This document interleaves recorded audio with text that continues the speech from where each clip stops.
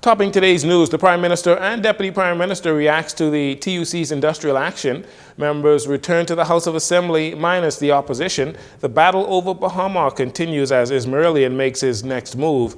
And you can now be fined on the spot for environmental infraction.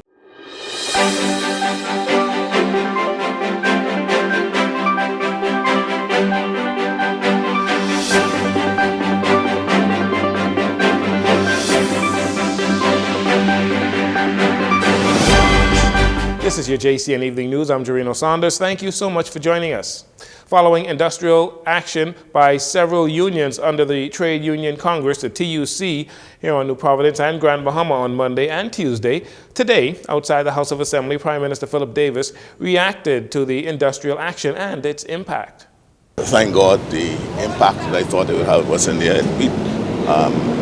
Basically, the hospital was the one that was impacted, and that disappoints me, because here we are talking with professionals, doctors, who have not only a duty to their employees, that's the government, and yes, if there are issues with the government, they have the right to take industrial action, but in the context of their duty to their patients, the oath that they took their patients, I think, is where the disappointment comes into for me. It seemed that they had little regard to what happened to their patients. But overall, the union have, under the TUC umbrella, they thought they did what they ought to do, that they wanted to do. I'm disappointed. The Prime Minister also says that he was surprised that the sick-outs occurred with the Trade Union Congress because he met with union leaders to discuss their members' concerns. By it because we were talking. And my door has always been open to talking, and we'll see where it ends. Have you heard from them since? Have you spoken with them? No, I tried to reach Mr. Ferguson before it happened, and I sent him an email as well, and I'm still waiting to hear back from him. And he didn't come to the meeting that was scheduled? No, he did not come, and what I understand from my office was that when they called him on the Monday to determine which of the unions were going to bring to the meeting, he indicated that he couldn't make it because he was in court. That's what my office told me.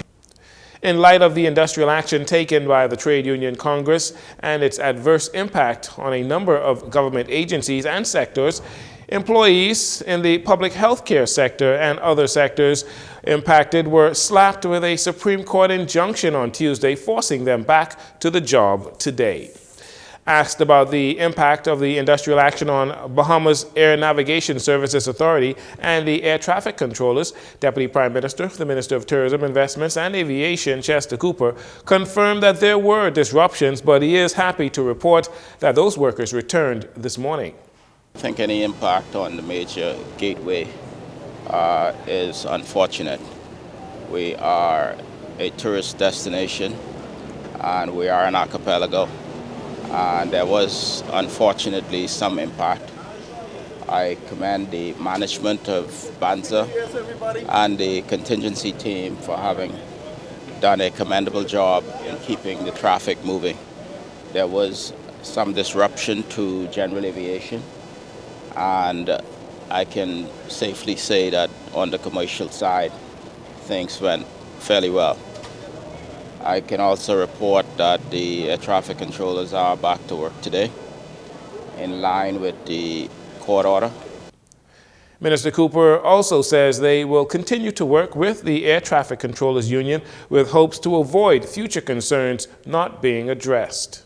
I can also tell you that my ministry will continue active dialogue with the board of Banza and with the Air Traffic Controllers Union to ensure that whatever issues they have, we discuss them and bring them to resolution.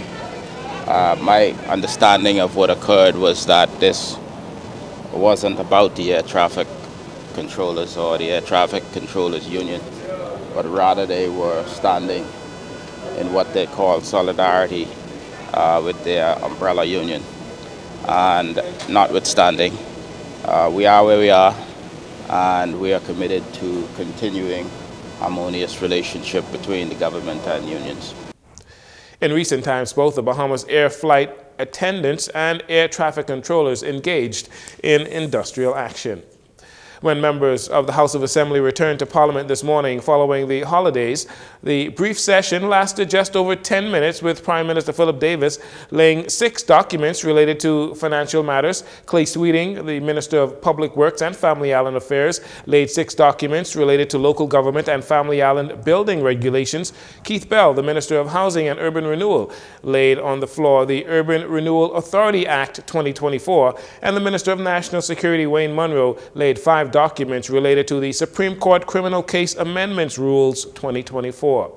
The official opposition members were visibly not in attendance, as they remained suspended from the House proceedings until January 22nd, following their actions on December 4th, when the mace was thrown out the window by F&M Deputy Leader Shannon Dawn Cartwright, resulting in the opposition members being unceremoniously escorted by the police out of the chambers.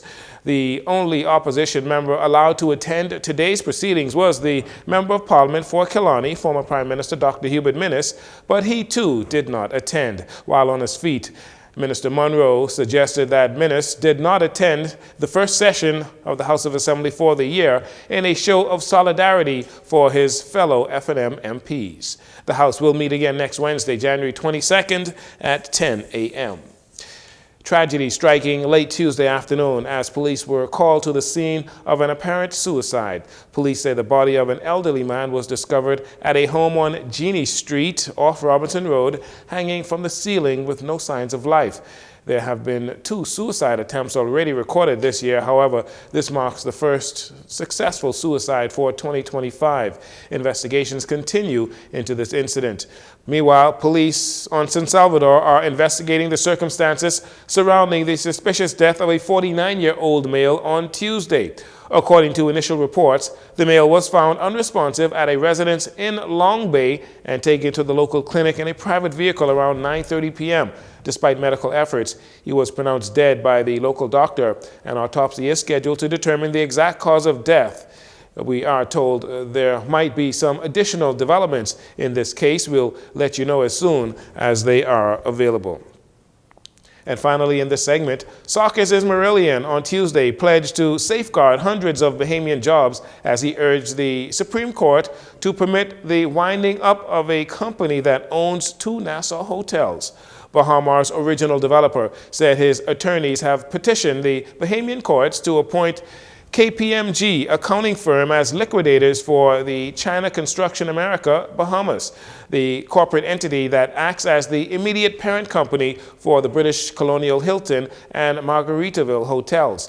China State Construction Engineering Company, CSCEC, which held $150 million worth of preferential shares in the original Bahama project, is also the subject of Mr. Ismailian's winding up petition. However, he emphasized that the move will not impact the hundreds of employees working at the 2 hotels. Ismailian has moved against the 2 hotels after the Chinese state-owned contractors failed to pay or settled the $1.6 billion damages awarded against it by the New York State Supreme Court.